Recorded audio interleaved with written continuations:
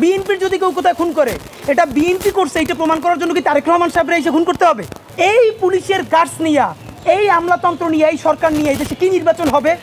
ফ্যাসিবাদী বাকশালী সংবিধানকে বিলুপ্ত করে নতুন সংসদে নতুন সংবিধান তৈরি করতে হবে। কোনো একক দলের কাছে না বিএনপি, না জামাত, না এনসিপি, আমরা কারো কাছে বর্গা দেই নাই। এনজয় করতেছে, এর মানে হলো বিএনপির বিরুদ্ধে আমরাও যদি বলি আমাদেরকে এরকম থাপড়ানো হবে। এই থাপড়ানোর ট্রায়াল দিতেছে তারা।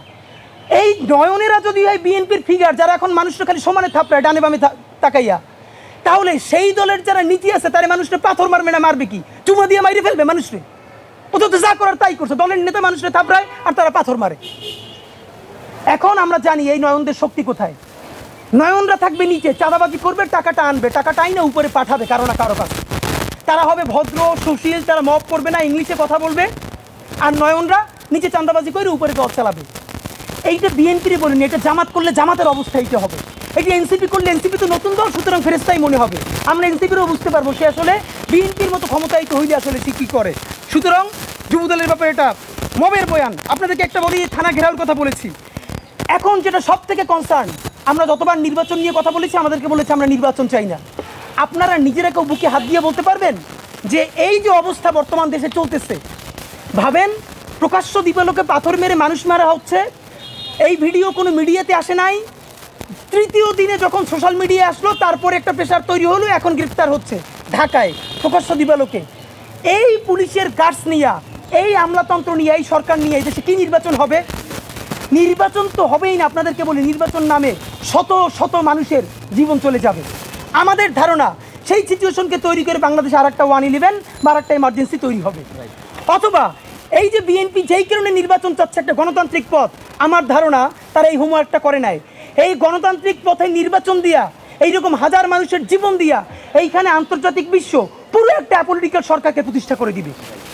তখন বিএনপিরও আর সরকারে আসা লাগবে না, এদেশের মানুষেরও আর ক্ষমতায়িত হওয়া লাগবে না। সুতরাং আরেকটু চিন্তা করেন। এবার আপনাদেরকে দুইটা বিএনপির পক্ষে উত্তর দেওয়া দরকার। তারা বারবার বলে ব্যক্তির দায় কি দল নিবে? এখন আমারও প্রশ্ন, আসলে ব্যক্তির দায় কে নিবে? প্রথম কথা হলো ব্যক্তির দায় দল নিবে না, কিন্তু ব্যক্তি যা টাকা পয়সা বিভিন্নভাবে কামাই করবে সেইটা খালি দল নিবে, তাই তো? মানে আপনি দায় নিবেন না, আপনি খালি দরদ নিবেন। তাহলে দ্বিতীয় প্রশ্ন হলো, ব্যক্তির দায় যদি দল না নেয় তাহলে যে কোনো দলের প্রধানই আইসে কি খুন করতে হবে? ধরেন বিএনপির যদি কেউ কোথায় খুন করে, এটা বিএনপি করছে এটা প্রমাণ করার জন্য কি তারেক রহমান সাহেবরা এসে খুন করতে হবে? জামাত যদি কোথায় কাউকে হত্যা করে, এটা কি ডাক্তার শফিক সাহেবকে এসে করতে হবে? এনসিপি যদি কোথাও কাউকে খুন করে, এটা কি নাহিদরি এসে করতে হবে? মানে কি কথা ভাই? আপনি বরং সঠিক রাজনীতিটা করেন। আপনি বলেন আমি তারা স্যাক করছি, বিএনপি তারা পুলিশ তারা গ্রেপ্তার করে না কেন? আমরা যতক্ষণ না পর্যন্ত বাংলাদেশের মানুষ রুখে দাঁড়ালো ততক্ষণ পর্যন্ত আপনারা সাবাই গাইতে চাইছেন আমাদের দলের না এইটা না সেইটা না। সব থেকে ভয়াবহ বিএনপির আরেকটা রাজনীতি, কালকে হাজার হাজার মানুষ রাস্তায় মিছিল করেছে, বুয়েট থেকে শুরু করে সবাই। আবারও সেই ছাত্রদল বিএনপি আগের মতো বলার চেষ্টা করছে। কারো বলছে গুপ্ত শিবির, সাধারণ শিক্ষার্থীর নামে অমুক। এগুলো কি ভাই? আওয়ামী লীগের মতো ভুল করেন না, আওয়ামী লীগ এই কেসটা করছিল। বিপদ দেখলেই তওবা করেন, মাপ চান, এইসব কিছু করেন না।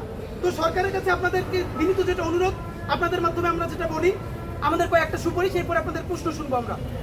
বিএনপি যদি এখনো মনে করে তার পুরনো ধারার রাজনীতি কইরা সে ক্ষমতায় আসবে এবং টিকে থাকবে, আগে আপনাদেরকে বলছিলাম বিএনপি ক্ষমতায় আসলে থাকতে পারবে সর্বোচ্চ 3 বছর। আজকে সময় আরো কম মনে হইতেছে। বিএনপি যদি বিপুল ভোটে না 300-তে 300 জিততে আসে, এই অবস্থায় সে 2 বছরের বেশি সরকার রান করাইতে পারবে না। সুতরাং নির্বাচনের চেয়ে সেই ক্ষমতা কেমনে সুসংহিত করবেন এইটা মনে রাখেন। কেন পারবেন না? হিসাব সোজা ভাই, মানুষের হাত খুলে গেছে। মানুষ মায়ের খাইতে খাইতে এখন মায়ের দিয়া শিখে গেছে। আপনি যত তারে একটা বাজে কথা বলবেন, আপনি 3টে বাজে কথা শুনবেন। এমন অবস্থা হইতে পারে আপনারা সংসদে বসে যদি দেশবিরোধী আইন করেন, মানুষ নিজের জানমালের কথা ভাইবা সব বন্ধ কইরা মনে রাখেন যে আপনাদেরকে কেউ চুমু দিবে। যে করবেন তারই কিন্তু ভয়াবহ অবস্থা হবে।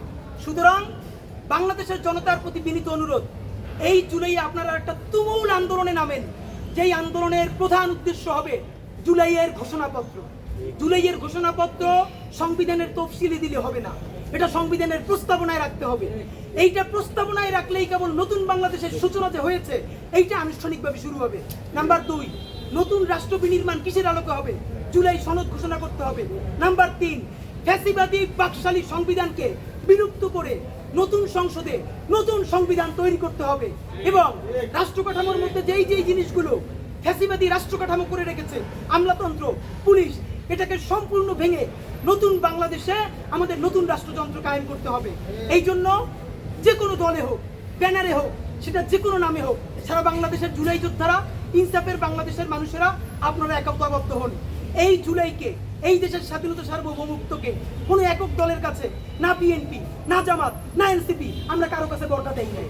এই দেশের মালিক বাংলাদেশের জনগণ, এই স্বাধীনতা সার্বভৌমত্ব আমরা টিকিয়ে রাখবো।